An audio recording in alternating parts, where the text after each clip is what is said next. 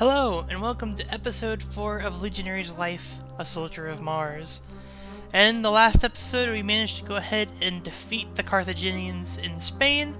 We returned to Italy, and because Scipio, the consul, could not basically conscript or draft any more legionaries, a call was put out for volunteers to come and join the legions in Sicilia that survived the Battle of Cannae. We went ahead and volunteered, and because of that, we've actually gotten 2 promotions. From a Optio, we're now up to Centurio Prior, which means we're in charge of both the whole right-hand century and the whole maniple, which is excellent. So we had just finished our time in Sicily, and now I believe we'll go ahead and be sailing to Africa. So let's go ahead and get right into that. Scipio's last year as consul is over, but he is given proconsular authority to carry out his plans. All is ready. A large fleet carrying the whole army sails away from Lilybaeum. They say the journey to the north coast of Africa won't take long. We'll go ahead and continue. A thick fog enfolds the fleet in the afternoon. There are many glum faces among your comrades. You are going into the lion's den after all. We'll cheer them up. You do your best to keep up morale. You manage to take their minds off what's waiting for you on the other side of the sea, at least for a little while. At dawn, the fog is no longer there. Later, you finally catch sight of the African coast. You land not far away from the city of Utica. After spending a few days strengthening your position, you are ready to take action. Your first raids through the surrounding countryside meet little to no resistance. Eventually, the detachment your maniple is part of comes across a modest town. Your next target, it is surrounded by a tall fence, although calling it a wall would be an overstatement. We will lead the assault. You are among the first to climb the fence. 5 years ago, you took part in a successful storming of New Carthage. This is nothing by comparison. That's what you keep telling yourself. Before you reach the top, 2 militiamen try to stop you.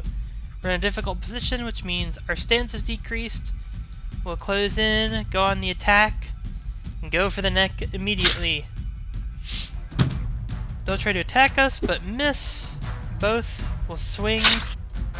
Now swing at the other militiamen, and we've killed both of them. The ease and speed with which you dispatch the militiamen are impressive.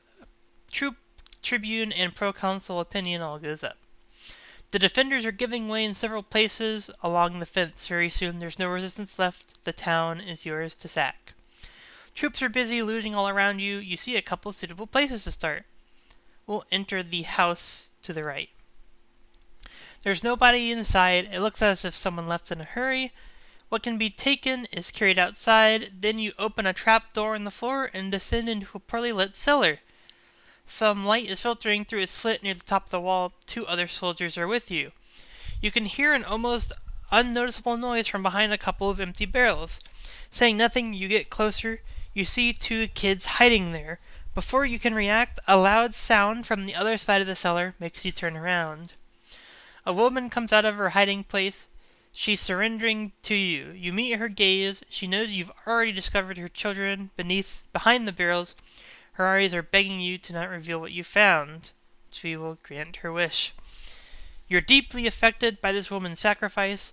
When she understands that her children are safe, she quietly lets the other soldiers take her upstairs, even though she must know she's going to be sold into slavery like the rest of the others, and will leave something to help the kids. You make sure to leave some food where they can see it, enough for them to survive until they find refuge. You leave the now ghost town behind and bring the prisoners and valuables to your camp. 2 days have passed. Your group is ambushed on its way to another raid. The Tibucin plays his trumpet to call for help. You have to hold on until nearby cavalry comes to the rescue. A volley of spears rains down on your right flank. Your prompt reaction keeps you safe. You must repel them. Because we are a centurion, we get another option here. We're leading this group. We'll keep the ranks. Actually, we're not going to do that. We're going to go straight for the leader here, because that's another cup we can get. 2 of his men are in our way. We'll throw our spear at the first, hit him directly in the torso, slash his chest, kill him. The other guy will attempt to attack our leg, miss, we'll go for his neck, and kill him in one hit. There's no chance to rest. Do you still want to go after their leader? Absolutely. He coldly stares at you as you approach, and will throw a javelin at him, and hit him in the arm, and then go for the neck. Miss the quilted protecting the neck, and that's that. As soon as you kill their leader, your comrades force the enemy skirmishers to fall back. You've gained some respite, but it's not over yet. A large unit of heavy spearmen is closing in on you. Your Tibuson keeps calling the cavalry. By the gods, where are they? After you've killed the skirmishers' leader, your unit had the time to reposition itself on more favorable ground. Once again, you get ready to repel the assault of Libyan spearmen.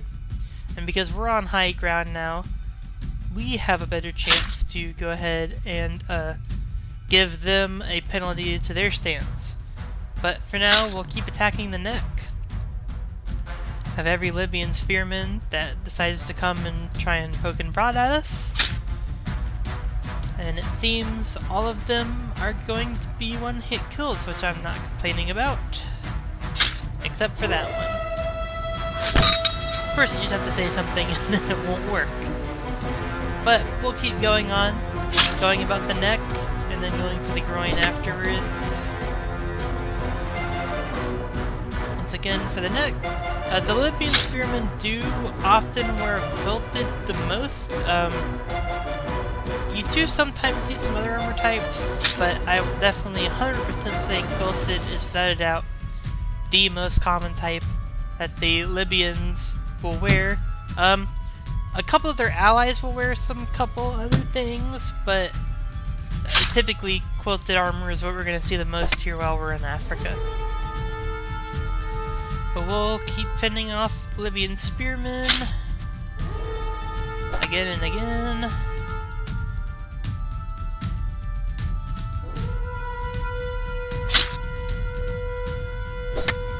Alright. Gosh, 22 rounds. This is going on for quite a while. And there we go. That's the end of it. There's a lull in the fighting. You might take the chance to fall back and recover. As a centurion, you are expected to lead your soldiers in battle for as long as possible. Do you want to fall back? No, we'll stay in the front, which increases our troop and proconsul opinion of us, and means our Optia doesn't come up to the front. But it also means that, of course, we are in battle now. And this is one thing I'll point out. You can go ahead and notice that their guy here is a little darker, which actually means he's in the next stage of exhaustion, which I believe makes everything cost a little bit more energy or gives you some slight debuffs. I can't quite remember which one it is, but typically you don't see that happen too often with troops. Typically you're getting fresh ones every time, like what we're getting now, where the guy is in the normal kind of circle phase. You can see us slowly getting a little bit of exhaustion every time we swing. Pretty much after every time we kill these, you can heal back the basically energy damage we've taken just by getting some respite. Over time, generally, of course, the exhaustion will go up no matter what, but again, because of us having such high skills and abilities, it's really not going to go up that much. In fact, I don't think it'll ever get to the point where it's actually gone around and made a whole circle once. It may well, but I've never seen it do that. Once again, we're fighting through Libyan spearmen after Libyan spearmen, and hopefully we should be done with the second wave. Here we are. Lull in the fighting, chance to fall back. We will not fall back, increasing opinion again, and facing another wave of Libyan spearmen. From what I remember of this encounter, this one's actually going on for a while.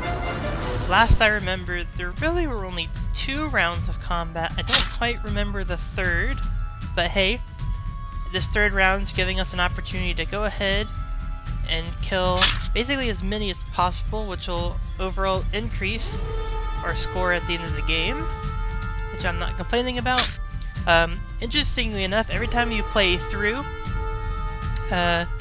you do get a score at the end of the game, and that score helps contribute to the amount of points you get to spend on your next run. All your previous runs continue to add up again, and again. So the more you play the game, the more powerful your runs will actually be.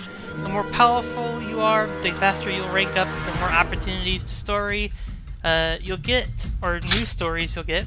And so that's where the replayability of this game really comes in, is playing it once at like a lower level, surviving or even dying partway into the campaign, coming back with a stronger Legionary, making it further, doing more, and so on and so on and so forth, until you eventually get to the end where you're not quite doing what I'm doing. Again, I kind of use some tools to amp things up to the max, essentially.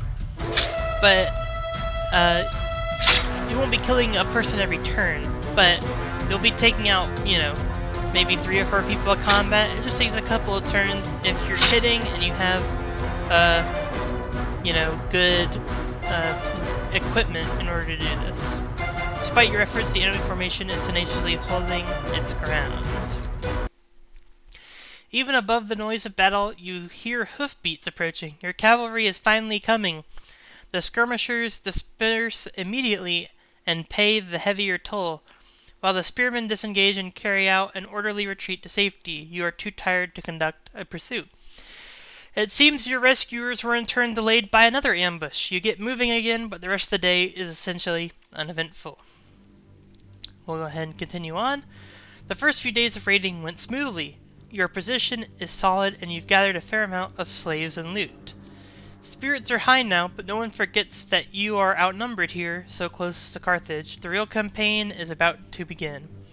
Your brave action against the leader of the enemy light infantry is rewarded. We get 3 cups for facing the leader and the 2 soldiers, and we move on. We also now get finally our first gold armilla for awe-inspiring battle prowess. Excellent. So now we'll go ahead. I think first what we'll probably want to do is look for equipment again, because now we're in Africa. I think now our equipment is a little different. We get a threat of our life immediately. Arrival of a precious ally has brought great enthusiasm. Massinissa, I think is how you pronounce that, is a Numidian tribal leader engaged in a war of succession with Syphax. Sorry. My enunciation is not the best. The current king of his people. In exchange for Rome's support, he swore to help you against Carthage. You remember he fought against you in Hispania. Apparently, such trivialities are easily set aside when larger concerns are at stake. His superb horsemen will be an invaluable asset, morale increased by 3. But overall, another thread. Your independent thinking and decisiveness makes you stand out during drills. Proconsul opinion goes up. But I think, Jesus, another one. The spread of your life is fun. Soldiers see you as a just and reliable leader. As I've been trying to say though, I don't think in Africa there's really anything spectacular. Of course, other than stuff you basically already had access to. Really, it's in Greece, which will be the next campaign, that you start to see some stuff that's very much different and new. But even then, not all that stuff's better, it's just different. But you'll see that when we get there. We have another threat of our life, and we're sent in charge of a small foraging party. We do have 5 villages, which will be plenty to go ahead and fill up supplies. We do also have supplies here. There's this big supply. We'll go ahead and scavenge up around it, and that's that. We don't even have to go to the villages. With that, we've completed the mission to everyone's satisfaction. No mental attribute increase, but that's okay. Nothing crazy so far. Copy of the exact sword we have. Short chainmail. I don't recommend short chainmail just because of the fact you get a little bit less groin and leg protection. The resistance is fine, but I like to have a little bit of leg armor and max groin armor, because legs and groin, you can kind of add up your greaves with the leg armor of your chainmail, and those will kind of add together, and I like the groin to be completely covered because that is another soft spot people can aim for. But we have another thread here. There is always a considerable number of merchants mingled with the crowd of camp followers. One of them invites you to take a look at his wares, and you will accept. Among loads of worthless articles, you discover a wonderfully crafted brooch. Unaware of its real value, he is selling it for just 8 denarii, and we will buy it. At the very least, it's worth a dozen times as much. We'll keep it. This brooch will make a delightful gift to bring back home. Morale increased by 5. Because we really don't need the money.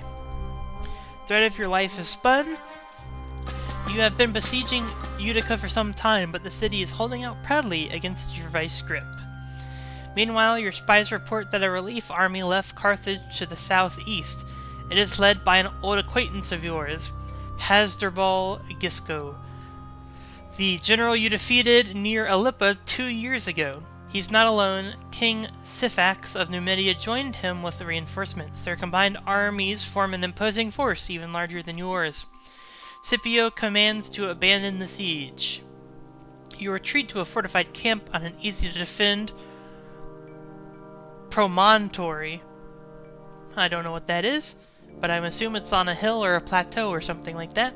They wouldn't dare to attack when you have the high ground. But we'll go ahead. I don't think we're gonna find anything, so we'll go ahead and exit out of that. Start hitting the misc and start going on patrols. Another thread. Gaius Antius fell in a skirmish right after killing an enemy leader. A well-crafted sturdy helmet found among the spoils remained unclaimed. It is decided that the precious headgear will go to the winner of a foot race. Anyone in the maniple can join. I will join. You step up to the starting line along with many other participants. You will have to run a total of 3 laps around the track. We'll keep a steady pace. And our quickness is good. An impressive lap. You're gaining ground on everyone. You are alone in the lead. 1 lap done, 2 more to go. We'll just keep up a steady pace because we're going to be alone in the lead all the time. And we win. You've won the race. Everyone congratulates you as you receive the coveted prize. We'll go take a look at the helmet. I actually don't know which one it is. Could be this level 6 one. I honestly have no idea. We'll go ahead and exit out. And keep passing the time with more patrols. And now we'll go ahead and move on. Negotiations are taking place between Scipio and the enemy leaders. Some believe the proconsul is trying to buy time. Few would admit it, but the combined armies of Hasdrubal and Syphax could be more than you could handle. An uneasy truce descends while both forces are encamped in the vicinity of Utica. We'll go ahead and continue. A couple of days later, a delegation is preparing to leave for Syphax's camp. You and several other centurions have been selected for an unusual mission. You'll disguise as servants and go with the envoys, trying to observe and learn as much as possible of the enemy's weaknesses. The journey to King Syphax's camp is short and uneventful. As the talks go on, you set to your vital task. We'll wander about the camp and take risk, which we have the charisma and intelligence for. You manage to see much of the camp without ever raising suspicion. You even make a few friends among the Numidians, no matter how little you can communicate. You learn a great deal about the disposition of the camp and its vulnerabilities, the exits, how guard duty is arranged, how long it would take to reach Hasdrubal's camp. Opinion proconsul increased by 5. Several days pass as embassies keep visiting the Numidian camp. The negotiations never amount to anything concrete. Scipio summons a council of war. After sunset, his tribunes lead you out of Castra Cornelia, your large fortified encampment. The night is well underway when you are in the vicinity of the enemy positions. Part of the whole force is assigned to Laelius, Scipio's second in command. He and Massinissa will lead the attack on the Numidian camp, setting fire to the easily flammable huts. You'll partake in the assault on the other camp where the Carthaginians are based. You don't have to wait long before the first fires appear and quickly spread through the large camp of Syphax. Even from here you can perceive the disaster befalling your enemies. Many Carthaginians leave their camp and hurry towards their allies' position, probably not realizing what is really happening. You intercept them, they are unarmed and disarrayed. The butchery begins. This is no different than what Hannibal did to your compatriots at Lake Trasimene. Part of your mind keeps saying that. Why do you feel so sick then? The first wave is soon obliterated. Now the gates are left unattended and you break into the camp. Before you can set fire to the nearby cabins, a bunch of spearmen tries to bring you to a halt. You follow upon them like hungry wolves. Now you can see we're fighting 3v1 on our side, because we've basically ambushed the enemy at night and are now taking advantage of them being caught by surprise.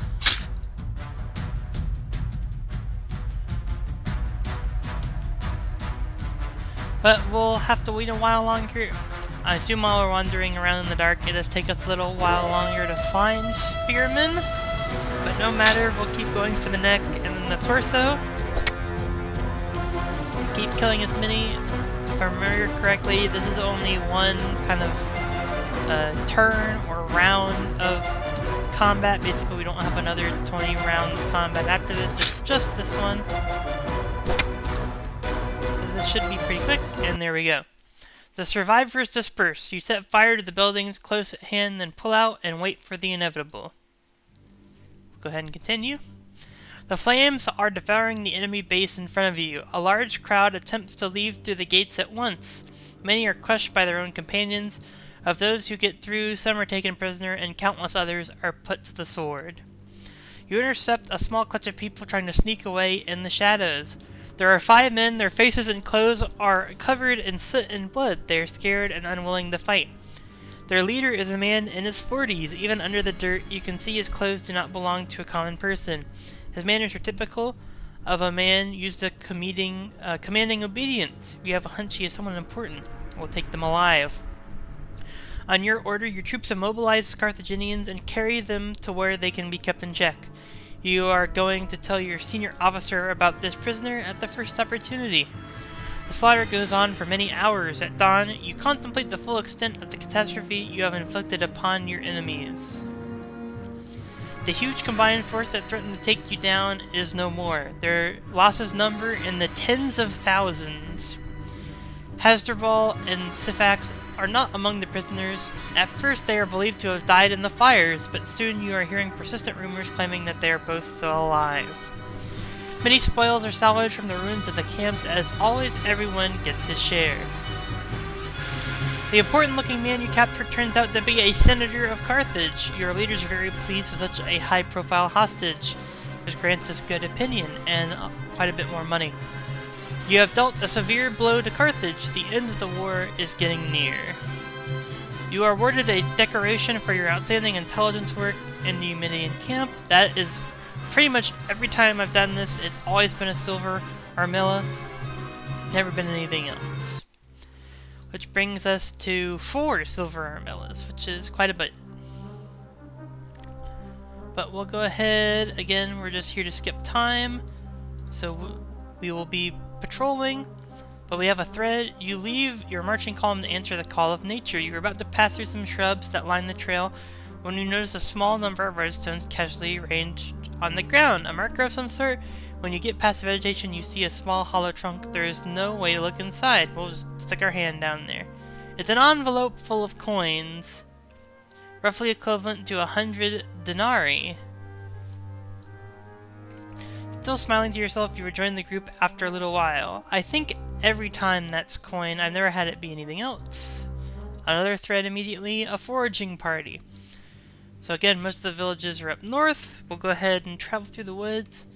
See if we can't find any supplies on the way. We will hunt here. We'll get some food. You can find brooks or creeks to swim in. Oh, you have just left the village behind when the sound of hoofbeats coming fast sets your heart racing. You make your men close ranks and move to an easily defendable position before it's too late. The Carthaginian heavy cavalrymen are few in number. They come to a halt and watch you from a distance. A frontal charge when you are ready to receive it would be suicidal, and they know it. They shadow us for a while, but don't dare attack. At last, they give up the chase. Anyways, as I was saying, you can find brooks or creeks to also fish at, which can be a good source of supply too.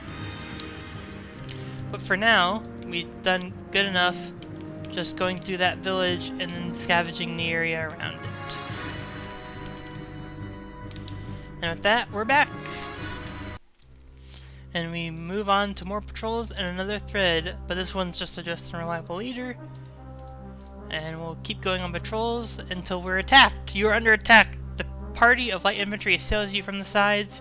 We're able to deflect their missiles, and we shout in order and seal ourselves. We'll move max attack, close in, and attack the Libyan light infantry. Again, going for the classic neck and torso maneuver, and with that, the attack has been stopped. The enemy assault wavers against the disciplined stand of your troops. At last, they are thrown into disarray and chased off. Your men manage to cut down a few, but most are able to get away. But we'll keep going on extra patrols. The other thing I will say, the reason why I do extra patrols is because it's the greatest chance of running into more enemies. The more enemies you kill means the greater score you have at the end of the game. Which of course get added into this vanquished enemies amount. But for now, we'll move on. Hasdrubal has managed to convince Syphax not to give up on the war effort. With a display of enviable tenacity, he has also raised another levy of soldiers. More interestingly, they were joined by 4,000 battle-seasoned Celtiberan mercenaries, which are from Spain, I believe. Once again, Scipio leads you away from the city of Utica, leaving enough forces behind to maintain the ongoing siege.